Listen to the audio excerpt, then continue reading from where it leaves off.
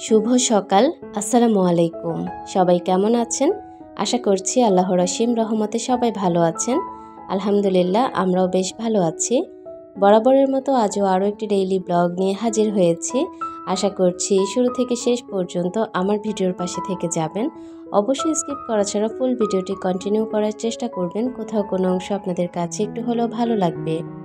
প্রতিদিনের মতো আজও সকালের ভিডিওটা শেয়ার করব, সেই সাথে আমার শখের কিচেন থেকে শুরু করেছি। সকালবেলা আমার ছাদ বাগানে গিয়ে দেখলাম যে অনেক রেইন লিলি ফুটে আছে, সাদা, গোলাপি, হলুদ। তো তার মধ্যে সাদা কালারের রেইন লিলিটা আমার খুব পছন্দ হয়েছে, তাই আজকের ভিডিওটা সৌন্দর্য বাড়ানোর জন্য রেইন লিলিটা নিয়ে এসেছি। দেখতে তো ভালোই লাগছে, আপনাদের কাছে কেমন লাগছে অবশ্যই ছোট্ট একটি কমেন্ট করে জানাতে ভুলবেন না। জানতে পারলে আমার কাছে বেশ ভালো লাগবে। প্রতিদিনের খাবার সকালবেলা পানীয় চিয়া সিড, ইসবগুল অথবা তেকমা দানা। তো তার মধ্যে আজকে আমি 3টা মিলানো যেই জারে আছে সেই জারটা থেকে 2 চামচ পরিমাণ ভিজিয়ে রাখছি। সেই সাথে গত রাতে কিছুটা বাদাম ভিজিয়ে রেখেছি, চীনা বাদাম আর কিশমিশ নিয়েছি। চীনা বাদামটাকে প্রথমে আমি চামড়াটা ছিলে নিয়েছি। চামড়াটা ছিলার একদমই সহজ, কারণ রাতে যেহেতু ভিজিয়ে রেখেছি এগুলো একদম ভিজে ফুলে উঠেছে আর চামড়াটা কিন্তু একদমই খুব সহজে তুলে ফেলা যাচ্ছে। তো আমি কিশমিশ আর বাদামটা একটা ছোট্ট পিসে নিয়ে নিয়েছি, আর যে ইসবগুল, তোকমা দানা আর চিয়া সিড সেটা একটা গ্লাসে ভিজিয়ে রেখেছি। আমি নাস্তা তৈরি করতে করতে এটা ভিজে যাবে, তারপর আমি খেয়ে নিতে পারবো। সকালবেলা যেহেতু কিচেনে এসেছি তার মানে সকালবেলার নাস্তা তৈরি করব, তাই তো? হ্যাঁ, তাই আজকে সকালবেলা সুজির হালুয়া তৈরি করব আর সকালে পরোটা তৈরি করব। তো সুজির হালুয়াটা বসিয়ে দিয়েছি, খুব সুন্দরভাবে একদম ভাজা ভাজা করে নেব। একদম মানে দানা দানা হয়ে যাবে ভাজতে ভাজতে। তো সেই অবস্থায় তারপর আস্তে আস্তে সব উপকরণগুলো অ্যাড করব। আমাদের বাসায় সবাই সুজিটা খুব পছন্দ করে, যদিও আজকে মিক্সড ভেজিটেবল ভাজি করার খুব ইচ্ছা ছিল, তবে সময়ের সাথে আর কুল করতে পারিনি, যেহেতু বাবুকে নিয়ে স্কুলে যেতে হবে। তো এই কারণে আমি খুব ঝটপটভাবে সুজির হালুয়াটা রান্না করে নিচ্ছি। সবার পছন্দেরও খাবার, সেই সাথে আমার সময়টাও কম লাগবে। আর এদিক থেকে চিয়া সিড, তোকমা দানা আর ইসবগুলের ভুসিটা ভিজে গিয়েছে। আমি 1 চা চামচ পরিমাণ মধু মিশিয়ে তারপর এখন খেয়ে নেব। সেই সাথে কিশমিশ আর বাদামটাও খেয়ে নেব। এটা খাবার পর আমি আস্তে আস্তে নাস্তাটা তৈরি করা শুরু করব। ভিডিওর এই পর্যায়ে আমার প্রিয় আপুদের কাছে ছোট্ট একটি রিকোয়েস্ট করতে চাই, যদি ভিডিওর কোনো অংশ আপনাদের কাছে একটু হলেও ভালো লাগে তাহলে প্লিজ আমার চ্যানেলটিকে সাবস্ক্রাইব করে আমার পাশে থেকে যাবেন। নিত্য নতুন ভিডিও পাওয়ার জন্য নোটিফিকেশন বেল আইকনের অল অপশনটি প্রেস করে দিবেন। এতে করে যখনই আমি নিত্য নতুন ভিডিও আপলোড করব সবার আগে আপনাদের কাছে নোটিফিকেশন পৌঁছে যাবে। আপনারা চাইলেই আমার সেই সকল ভিডিওগুলো দেখে নিতে পারেন। অবশ্যই স্কিপ করা ছাড়া ফুল ভিডিওটি কন্টিনিউ করে যাবেন, কোথাও কোনো অংশ আপনার কাছে একটু হলেও ভালো লাগবে। আর ভুলে যাবেন না, আপনারা কিন্তু ভিডিওটা দেখে যান, একটা লাইক করতে ভুলে যান। তো সবাই যদি ভালোবাসা নিয়ে একটা লাইক দিয়ে ভিডিওটা কন্টিনিউ করে যান, আপনার মতো হাজারো বন্ধুর কাছে এই একটা লাইকের কারণে আমার ভিডিওটা পৌঁছে দিতে সাহায্য করবে।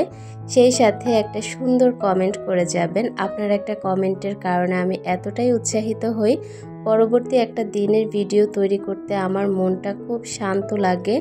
আর মনে হয় কি যে না, প্রতিদিন আমি ভিডিও আপলোড করতেই হবে। ভালোবাসার প্রিয় আপুরা আমার ভিডিওর অপেক্ষায় আছে।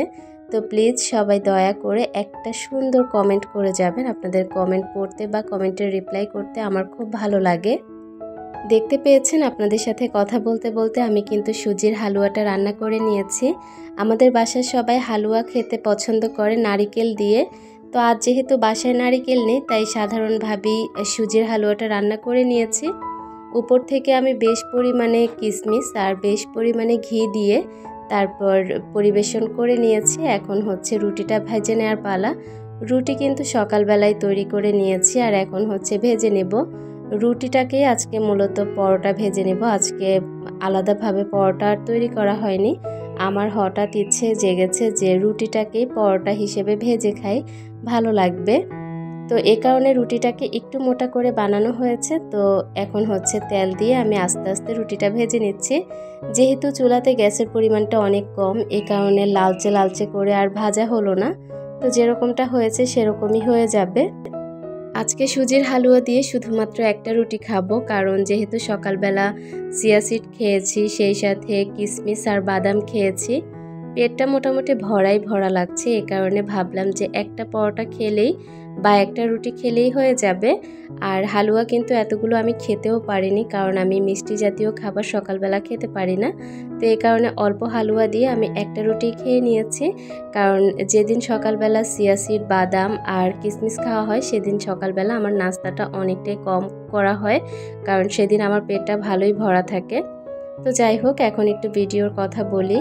আমি কিন্তু কিচেনের কাজ শেষ করে রান্নাবান্নাও শেষ করে ফেলেছি, সেগুলো আর আপনাদের সাথে শেয়ার করা হয়নি। এর ভেতর কিন্তু বাবুকে নিয়ে স্কুলে গিয়েছি, স্কুল থেকে এনেছি, সেই সাথে অন্যান্য রুমগুলোও গুছানো শেষ। এখন কিন্তু মোটামুটি দুপুর হয়ে এসেছে। আমি যেহেতু আমার বেডরুমটা গুছানো শুরু করেছি, তাই ভাবলাম যে ভিডিওটা অন করে আমার বেডরুমটা গুছাই। তো এই তো দেখতে পাচ্ছেন বেডরুমের প্রথম যে আকর্ষণ সেটা হচ্ছে বেড। আর বেডটাকে ভালো করে টান করে আমি গুছিয়ে নিচ্ছি।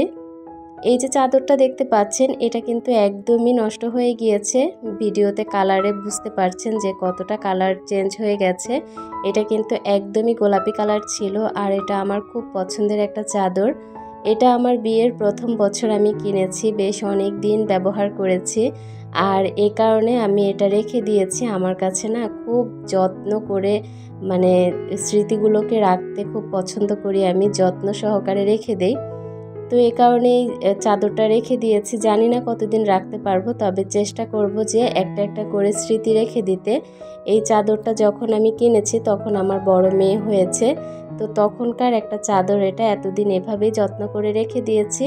তো এটা আরও অনেক দিন হয়তো বা আমার কাছে থাকবে। তো এখন একটু বিছিয়েছি, যেহেতু চাদর ধুয়ে দিয়েছি, এ কারণে চাদরটা আজকে বিছালাম।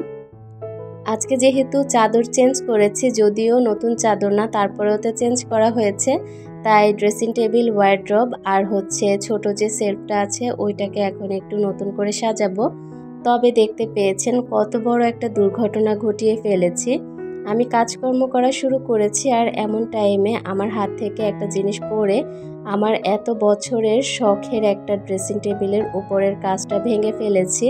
মানে কেমন লাগে, আমার মনটা তো খুবই খারাপ হয়ে গিয়েছে। কিছুই করার নেই আসলে, যখন যেটা চলে যাবে তখন সেটা চলে যাবেই। যত কিছু করে আটকানো হয় না কেন, সেটা কখনোই কিন্তু থাকে না। তবে আমরা তো মানুষ, আমরা তো কষ্ট পাবই। এ কারণে বেশ কিছুটা সময় স্তব্ধ নিয়ে বসেছিলাম, তারপরে আবার কাজ করা শুরু করেছি।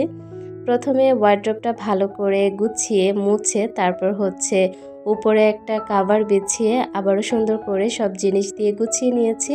সেই সাথে ড্রেসিং টেবিলে আগে যা ছিল তাই গুছিয়েছি, তবে উপরে একটা কাভার বিছিয়ে দিয়েছি। যেহেতু ড্রেসিং টেবিলের উপরের কাজটা এখন ভাঙা, সেটা ঠিক করতে করতে কয়েকদিন লাগে জানি না, তো এই কারণে আমি এখন একটা কাভার বিছিয়ে দিয়েছি। সেই সাথে এই যে খাট টেবিল বক্সটা আছে সেটাকে এখন ভালো করে একটু গুছিয়ে নিয়েছি। তবে তার আগে আমি একটা কাভার বিছিয়ে দিয়েছি, দেখতে ভালো লাগছে। সব কিছুকে যেহেতু কাভার দিয়ে সাজিয়েছি, তাই ভাবলাম যে মোড়াটাকেও একটু কাভার দিয়ে সাজাই। আজকে মনে হলো মোড়ার ওপর একটা কুশন দিয়ে দেখতে ভালো লাগবে। ওয়ার্ড্রপের ঠিক পাশে এতটুকু জায়গা আছে, এখানে আমি একটা ময়লার ঝুড়ি রেখেছি শুকনো ময়লাগুলো ফেলার জন্য, আর 2টা প্লান্টার দিয়েছি নতুন। আজকের মতো বিদায়, আল্লাহ হাফেজ।